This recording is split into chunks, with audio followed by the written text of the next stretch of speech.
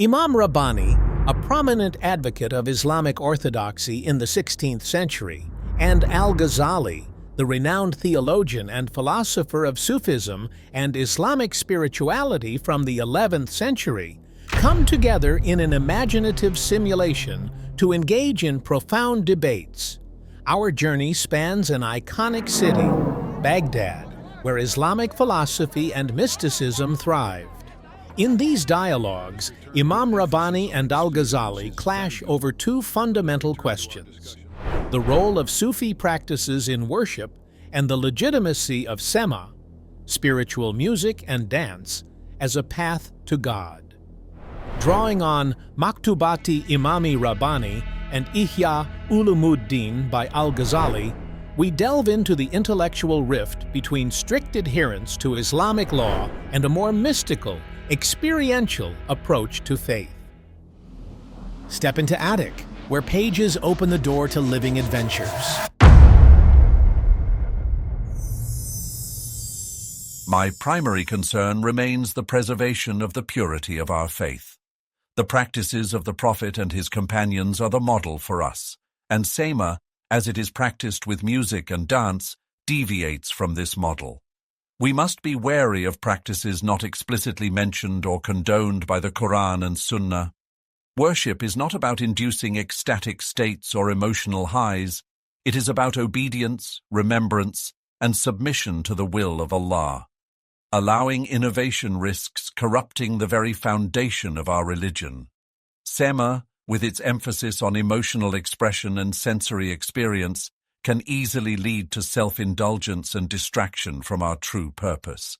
But Imam, isn't the ultimate goal of our faith to attain a close connection with God? If music, poetry, and movement can lead to this connection, then we must consider their merit.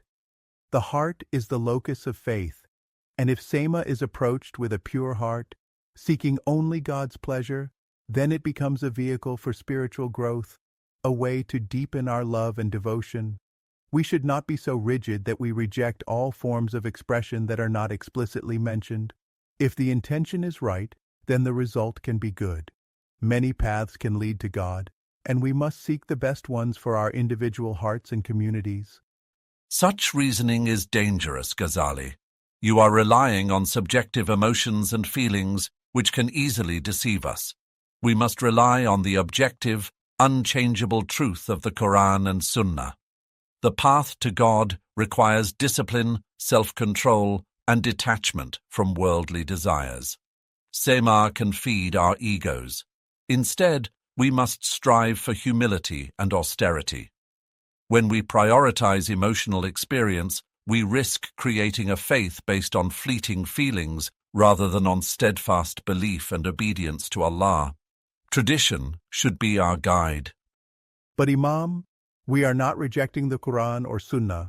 We are interpreting them through the lens of intention and within the framework of the law. It is the spirit of the law that matters, not just its literal form. We are told that God is beautiful and that He loves beauty. If beautiful sounds and rhythms can draw our hearts to God, then they can be seen as a gift from Him. We should not reject something merely because it has the potential to be misused. We must strive to use it for good. The Prophet himself appreciated beauty and encouraged it in permissible forms. Your arguments seem to prioritize personal experience over established practice. You cannot justify Sema with good intentions alone. The Quran and Sunnah are the standards by which we must judge all actions.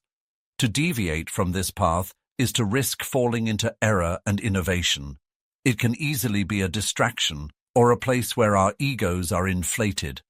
The path to God is a path of steadfast belief and practice, not a path of emotions and experience.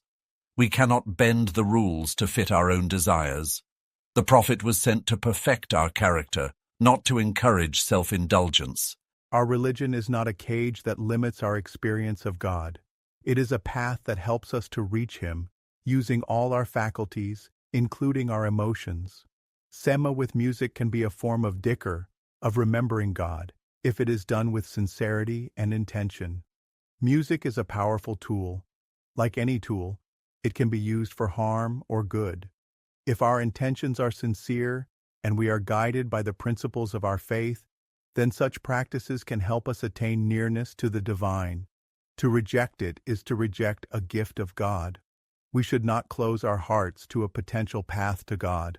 The Prophet allowed for permissible forms of entertainment. Why do you reject it? But Ghazali, you are ignoring the risks inherent in Sema. The potential for fitna, discord and temptation is immense, especially when it involves music and mixed gatherings.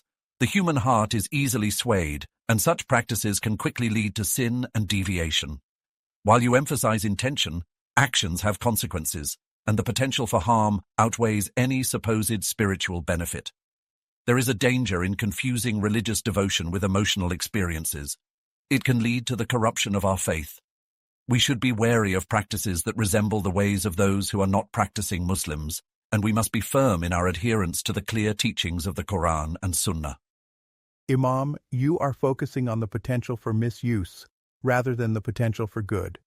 All of God's gifts have the potential for misuse, but that does not mean we should reject them entirely. We are commanded to enjoin good and forbid evil, not to forbid all things that could potentially lead to evil. If we approach Sema with the intention of seeking God, with humility and respect for the rules of our faith, then it can be a powerful tool for spiritual growth. You are right that intention alone is not enough, but we are also commanded to be aware of and control our actions. We need to strive for good, not just avoid evil. Your argument for Sema relies heavily on the idea of good intention, but intention is not enough to make a practice that is not supported by the Quran and Sunnah acceptable. The Prophet, peace be upon him, taught us to be cautious in matters of religion and to avoid innovations that can lead to deviance. The use of music, dance, and ecstatic states in worship resembles the practices of other religions, which we are commanded to avoid. We must be mindful of the company we keep and avoid gatherings where there is potential for wrongdoing.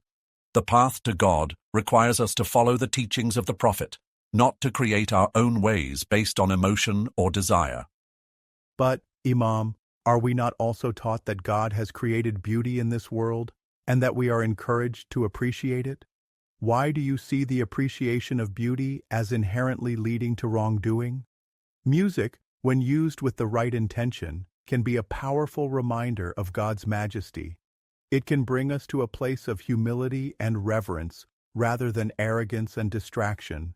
We must be aware of the potential for misuse, but we must also recognize that all human endeavor can be used for good or evil.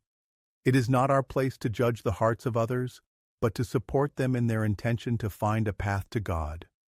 My concern is that Sema, with its emphasis on emotional experience and sensory stimulation, risks reducing worship to a mere performance. The focus shifts from sincere devotion to seeking pleasure and entertainment. The heart should be focused on remembrance of God, not on the music or the movements themselves. True worship is an act of submission and obedience to God, not a form of self-expression or entertainment. We must be wary of practices that appear outwardly appealing but lack true spiritual substance. We should seek out the most direct path to God through obedience to the clear teachings of our faith, and not wander off into the shadows. Imam, we are not arguing for a replacement of prayer or other forms of worship. We are only saying that Sema, when practiced within the boundaries of our faith, with sincerity and intention, can be a tool for drawing closer to God. The Prophet himself listened to poetry and encouraged it. It is the intention and the context that matters most.